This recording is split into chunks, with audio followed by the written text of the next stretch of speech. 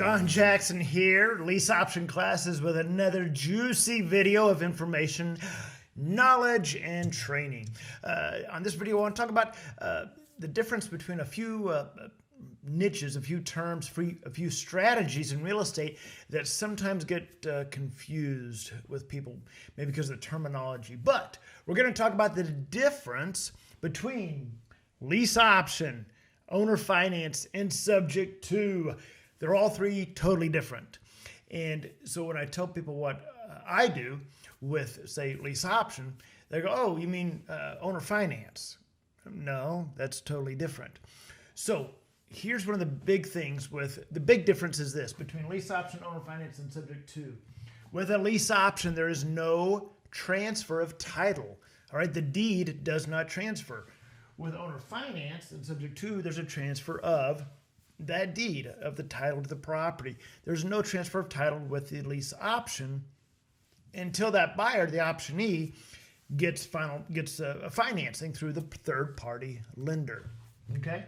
Also, with a lease option, there's not a loan. So if people call me about a house, hey, I was calling about that house on such and such street, and I tell them it's a lease option, it's whatever, $2,000 a month, et cetera, et cetera. They go, okay, what interest rate is that? Well, there is no interest rate because there's no loan created, right? There's no loan created, so you can't have an interest rate. So with a lease option, there's no transfer of title and there's no interest rate because you're not creating a note. You're not creating a loan. Owner finance. This is where you are owner financing it to the end buyer. With the owner finance, you are transferring that title to that end buyer. You become the bank of you. In my case, it'd be the Bank of John, and I'm owner financing it to that end buyer. Okay, and so there's a transfer of title, and I create a note. I create a deed of trust. All right, I create a note, and the deed is transferred. And that note, of course, that deed of trust is going to have a interest rate on it and the terms in that note. That is owner finance. So you can sell a property owner finance. Okay. Subject to is how you acquire a property. You can sell it subject to, but subject to is what we use for acquiring properties. Subject to stands for subject to the existing underlying loan.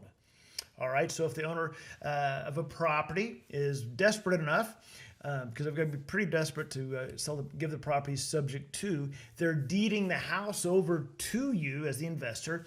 They transfer the title from them over to you or to your company or into a trust, and you're taking the property over subject to that loan. So that mortgage stays in place. So Sam, the seller, has a loan with Bank of America. That's their mortgage company, and they can't make their payments anymore. You come along, you're going to buy it subject to.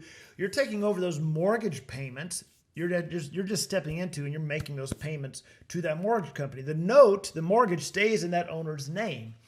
All right, but that owner deeds that house over to you, or ideally puts it into a trust, and you are the beneficiary.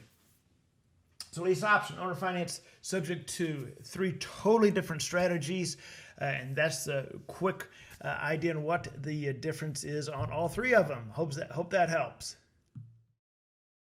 Hey there, John Jackson here. What do you think of that video, huh? Hopefully you liked it. If you liked it, give it a thumbs up. Share this video. Leave comments down below. When you leave comments, I actually do read the comments and I will respond. Listen, if there's questions that you have, leave them in the comments. If there's a topic you want me to talk about, leave them in the comments. I do check those comments. And like this video, and subscribe to this channel, okay? And again, I do read the comments. Leave comments, questions. I'll answer them for you, all right? But what's so important is subscribe and give this thumbs up. All right, we'll see you on the next video.